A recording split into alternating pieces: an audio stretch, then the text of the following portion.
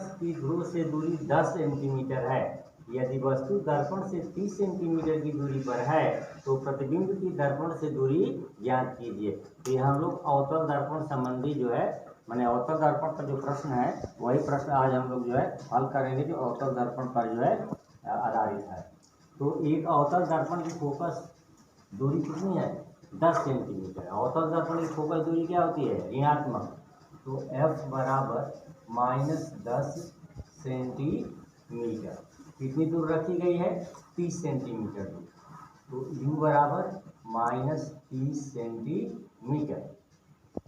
आपका सूत्र होता है 1/F बराबर 1/V और प्लस 1/U। यही आपका सूत्र होता है, अवतल दर्पण हो या उत्तल दर्पण हो। 1/F बराबर F है 1/F बराबर 1/V प्लस 1/U। F कितना है आपका? -10 1/V और प्लस 1/U। तो 1/U माइनस, ऐसे भी लिख सकते हैं -1/10 बराबर 1/V और माइनस 1/30। ऐसे -1/10 बराबर 1/V और माइनस 1/30। और इसको लेफ्ट साइड में लाएंगे तो ये क्या हो जाएगा? प्लस हो जाएगा। तो -1/10 और माइनस इधर आएगा प्लस 1/30 इक्वल टू 1/V। ये माइनस है, इधर आया तो क्या हो गया? प्लस हो गया। अब आपका एलसीएम हो जाएगा 30 बराबर 1/V। 10 3 30 और 3 कम में 3 -3 और प्लस 30 से कम में 30 1 कम में 3 आपका हो जाएगा -2/30। ये माइनस है, ये प्लस है, दो चिन्ह का है, अपोजिट चिन्ह का है, घट जाएगा बराबर 1/V। तो कटा दीजिए -1/15 इक्वल टू 1/V। तो -V बराबर 15 तो V बराबर -15 सेंटीमीटर। तो कितनी दूर पर बनेगा? 15 सेंटीमीटर की दूर पर जो है बनेगा। तो इसमें क्या किया गया है आपको कि सूत्र का अप्लाई कर दिया गया 1/F बराबर 1/V प्लस 1/U। इसमें मान रख दिया गया है और मान रखने के बाद इसको हल कर दिया है तो V का मान कितना आया आपका? -15 आया। यानी यह 15 सेंटीमीटर दूर जो है वस्तु का प्रतिबिंब बनेगा। इसका चित्र भी देख लीजिए। ये आपका अवतल दर्पण है।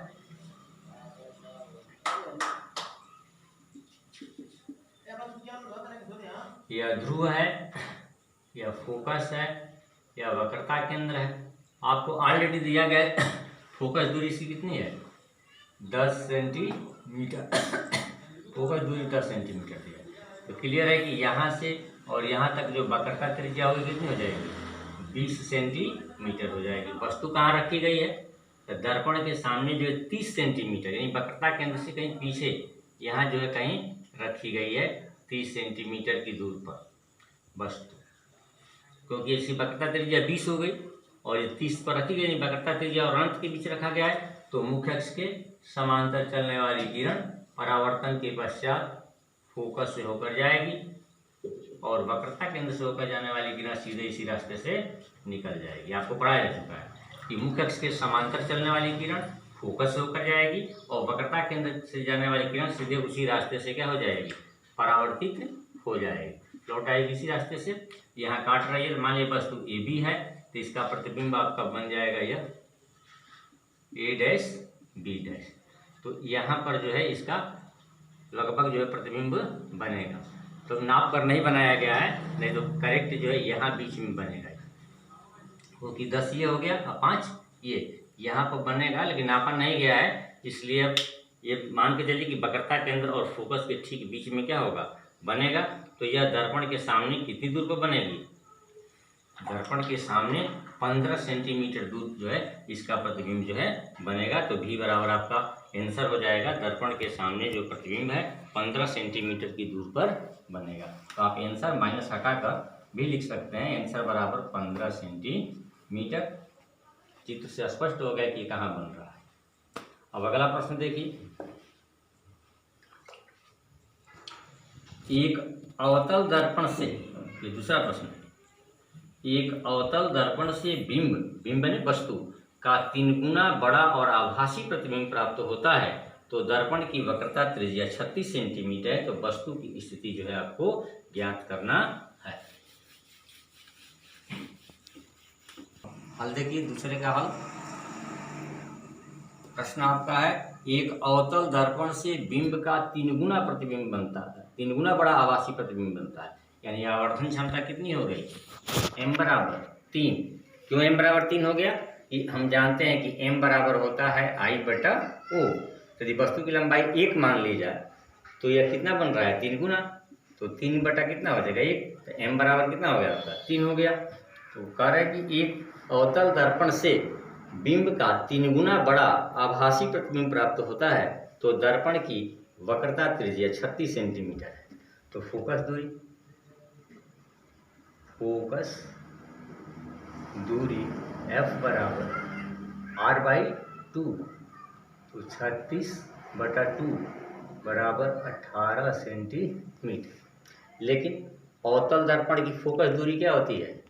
ऋणात्मक, इसलिए F बराबर -18 सेंटीमीटर।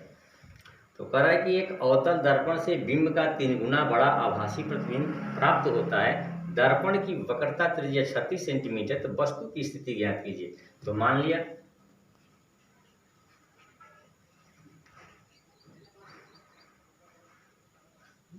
वस्तु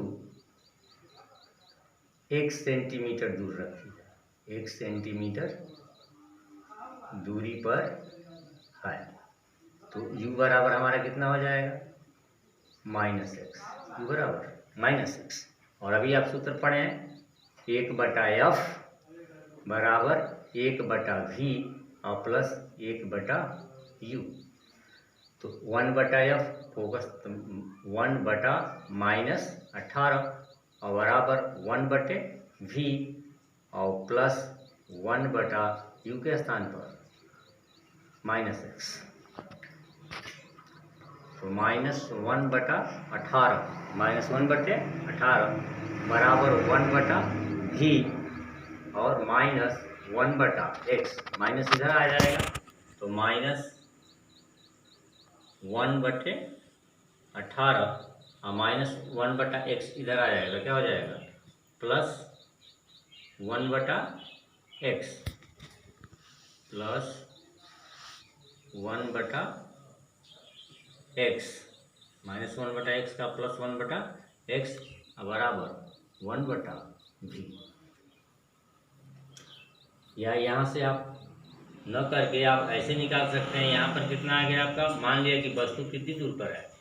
u बराबर आपने क्या माना? -x मान लिया आपने। तो 1/f बराबर 1/v प्लस 1/u का प्रयोग जो है बाद में कीजिए। पहले आप जो है m बराबर -v/u पर लगा लीजिए। m बराबर -v/u।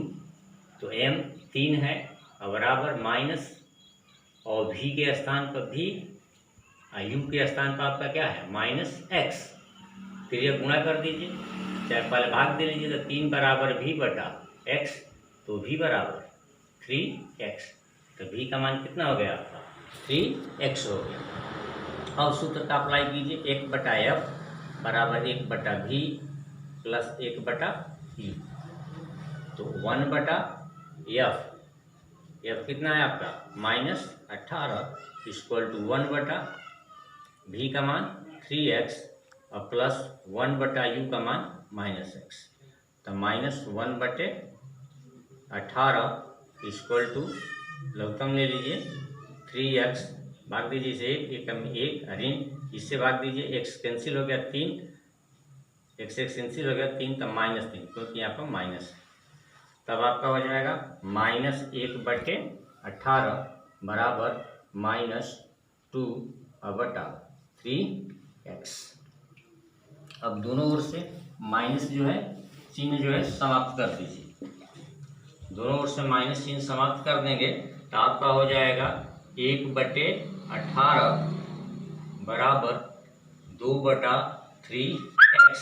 फिर गुणा कर दीजिए 3x बराबर 18 दूनी 36 तो x बराबर कितना हो गया 36/3, तो x बराबर हो गया आपका 12 सेंटीमीटर। तो x का मान आपका 12 सेंटीमीटर हो गया।